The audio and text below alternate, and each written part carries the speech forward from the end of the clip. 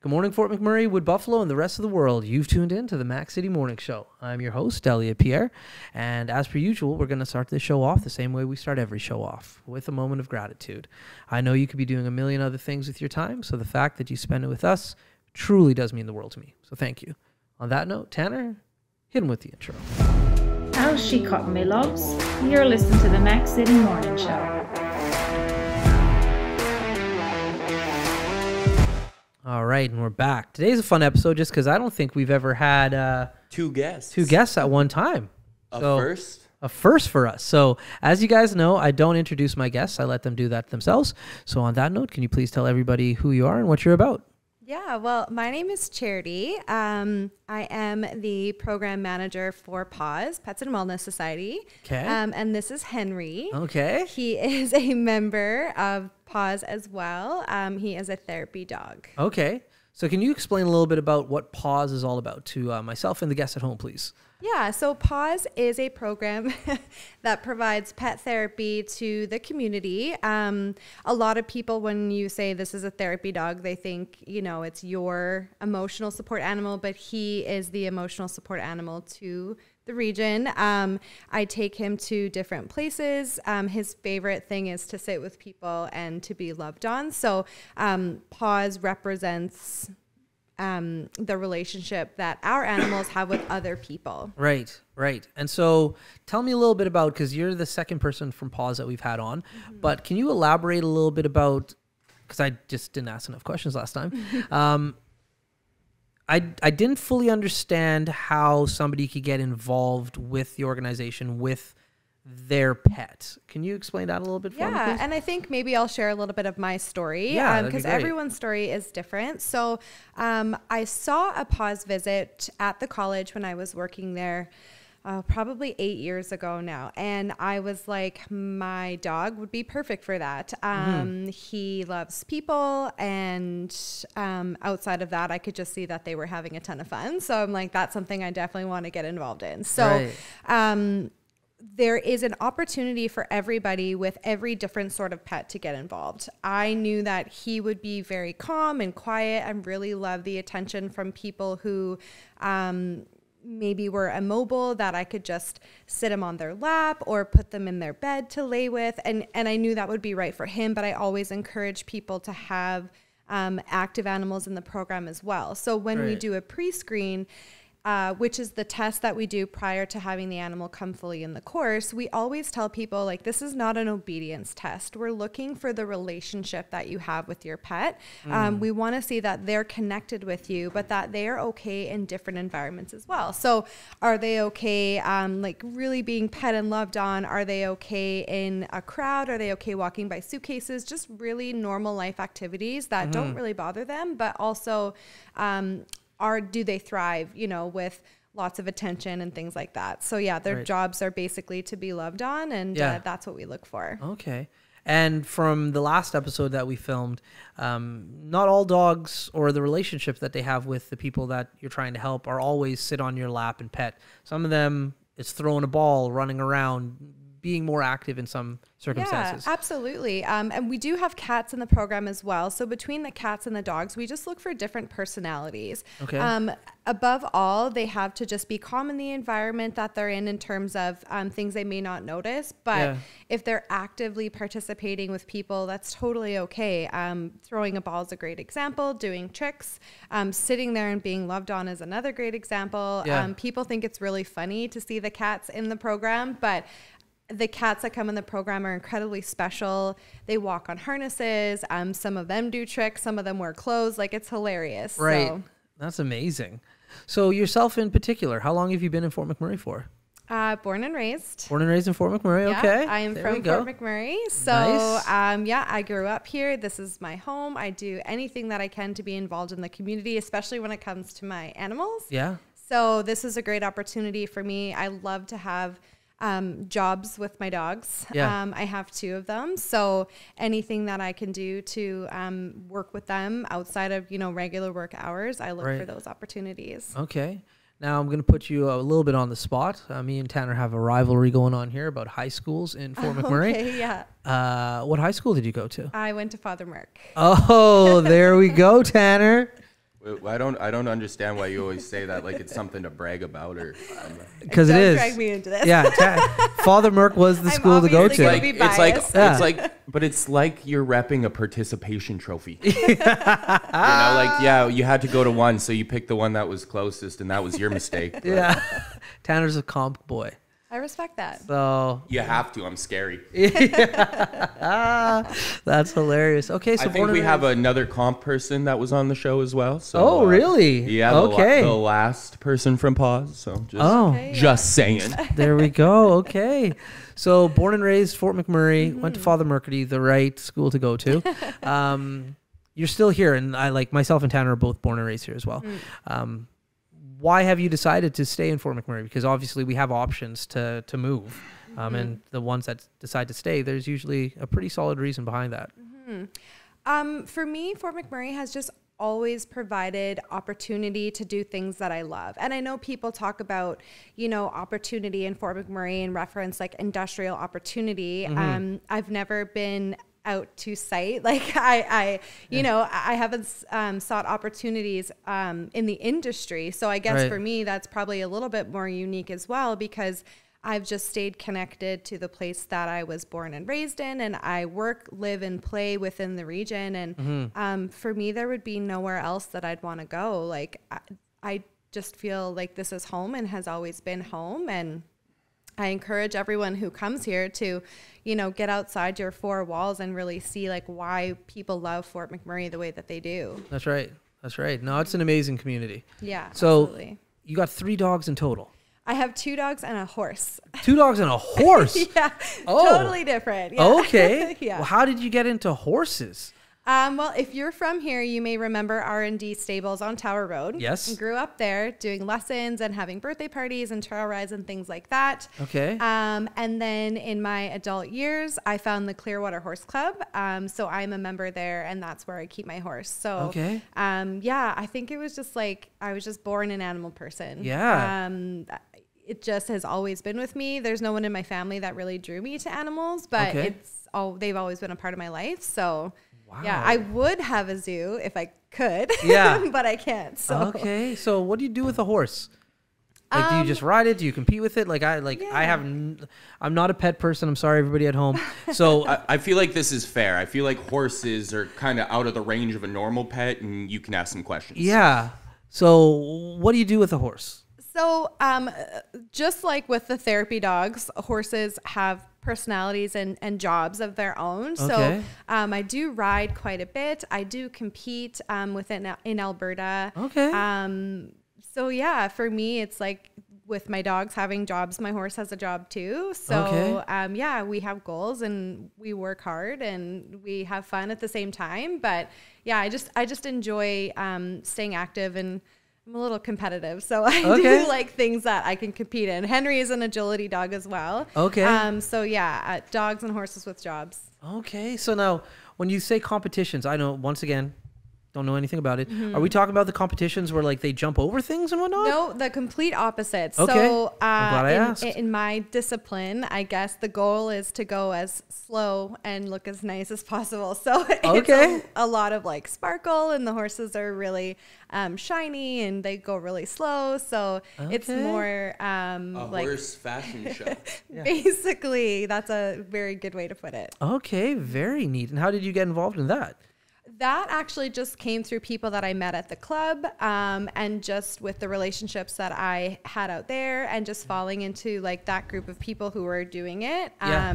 So it was just something fun that we could get involved in with our horses as well. Neat. Now, when it comes to a horse, like I know dogs live inside for the most part. Like they probably have a dog house outside or maybe in the garage.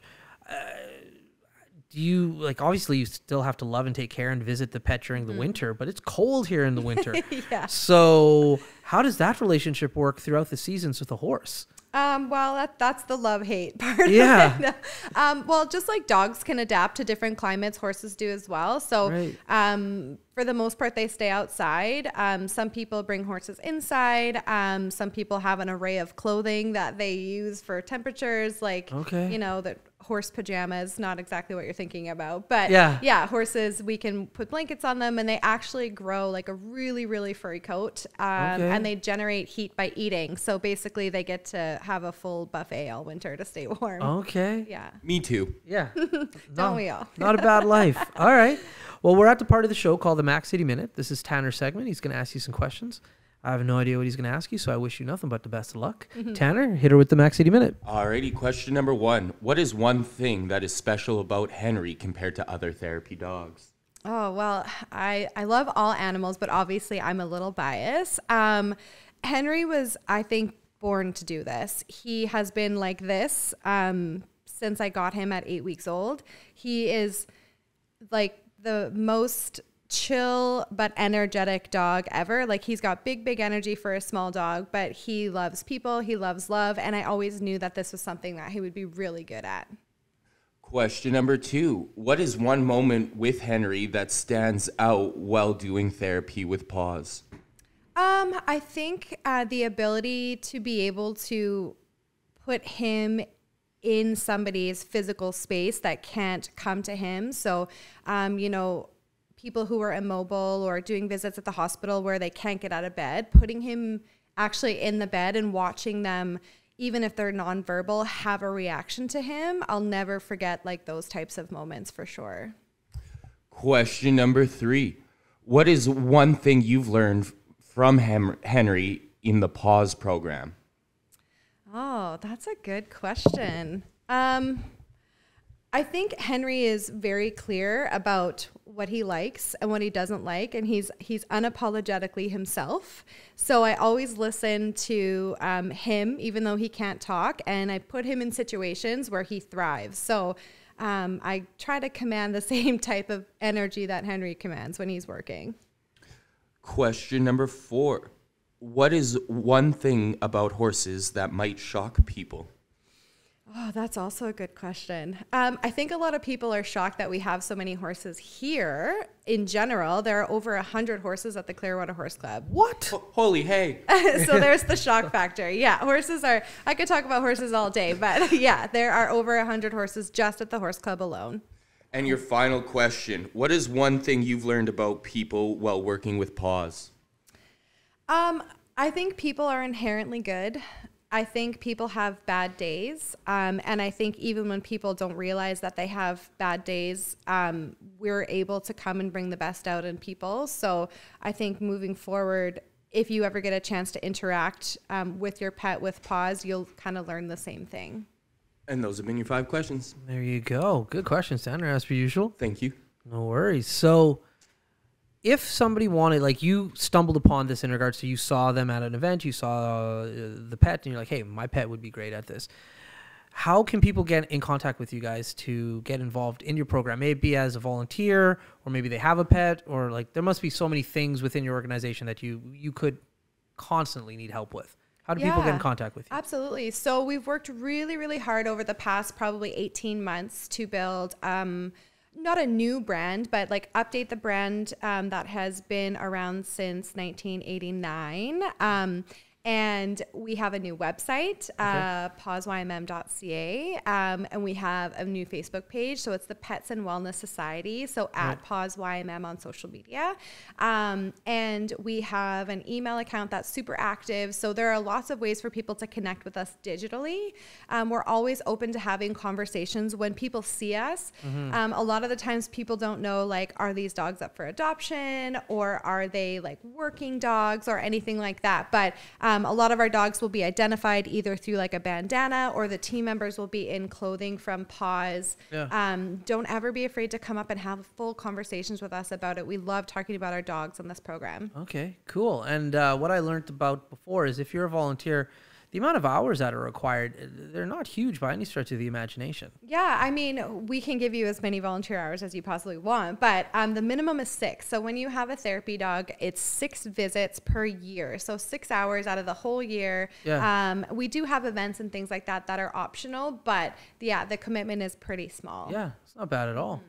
Now, as a local, outside of dogs and horses, what else do you do to keep you busy in Fort McMurray? Well, that keeps me super duper busy. But outside of that, I work full time right now for the Arctic Winter Games Host Society. I'm an avid supporter of Huskies athletics. So I watch them as much as possible. And I run. So I've participated in the Fort McMurray Marathon previously. It's busy. How are those games coming along?